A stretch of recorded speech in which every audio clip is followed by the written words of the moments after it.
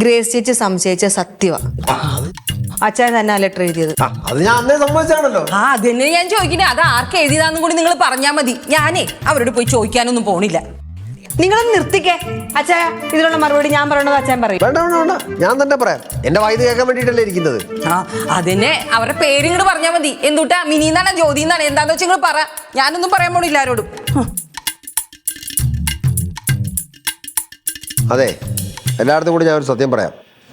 കുറച്ച് വർഷങ്ങൾക്ക് മുമ്പ് എനിക്കൊരു പെൺകൊച്ചുമായിട്ട് സ്നേഹം ഉണ്ടായിരുന്നു.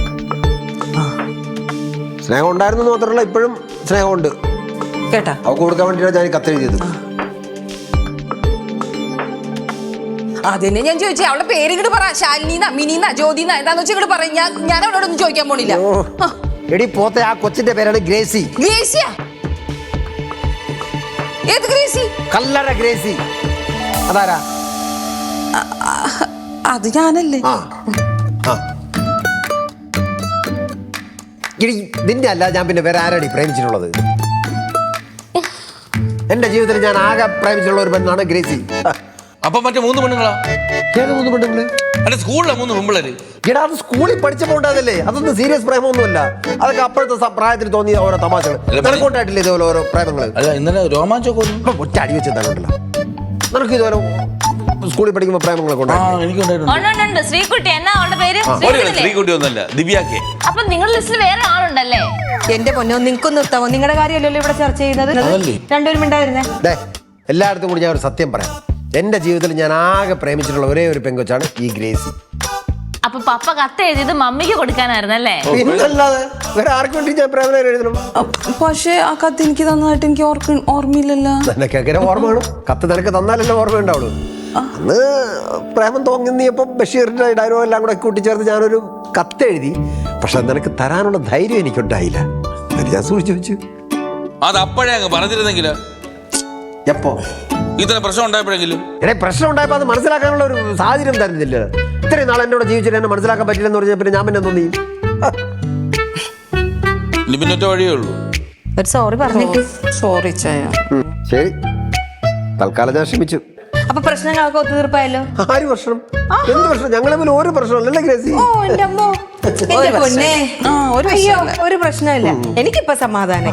എന്റെ ദൈവമേ, ഇങ്ങനെ പ്രശ്നങ്ങൾ ഒത്തുതീർപ്പാക്കാനുള്ള കഴിവുണ്ടായിരുന്നു. ഞാൻ വല്ല ഒത്തുതീർപ്പ് വക്കീലായേനെ.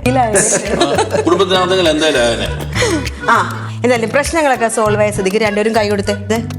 നമ്മളെ ഒരു പ്രശ്നമില്ല അല്ലേ ഗ്രേസി? പിന്നെ ആർക്ക് കൊടുക്കാനാ ഈ ലെറ്റർ ഇത്രയും കാലം സൂക്ഷിച്ചു വെച്ചത്? അല്ലാതെ അതാദ്യമായിട്ട് ഉണ്ടായ പ്രേമല്ലേ, എനിക്ക് പ്രേമലേഖനമല്ലേ, അതൊക്കെ സൂക്ഷിച്ചിരിക്കട്ടെ എന്ന് വിചാരിച്ചു. എന്നാ അതെങ്കിൽ കൈയോടെ കൊടുക്ക്, ഞങ്ങളൊന്ന് കാണട്ടെ. എവിടെ കത്തോടെ? ഇതിനകത്തന്നെ വെച്ചിരിക്കണോ? എന്നിട്ട് ആ ഡയലോഗും അങ്ങോട്ടൊന്ന് പറയും. അയാളെ ഭാര്യയായിട്ട് സോൾവ് ചെയ്യുമ്പോ എന്റെ ഭാര്യ പിന്നല്ല പിന്നെ. അപ്പൊ കൊടുക്കട്ടെ.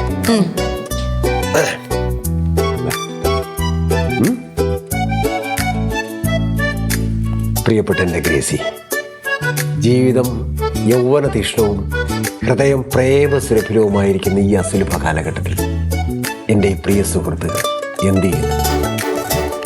ഞാനാണെങ്കിൽ എൻ്റെ ജീവിതത്തിലെ നിമിഷങ്ങൾ ഓരോന്നും ഗ്രേസിയോടുള്ള പ്രേമത്തിൽ കഴിയുകയാണ്. ഗ്രേസിയോ ഗാഠമായി ചിന്തിച്ച് മധുരോദരമായ ഒരു മറുപടിയാൽ എന്നെ അനുഗ്രഹിക്കണമെന്ന് അഭ്യർത്ഥിച്ചുകൊണ്ട് സാറാമ്മയുടെ അല്ല ഗ്രേസിയുടെ സ്വന്തം സെബാസ്റ്റ്യൻ.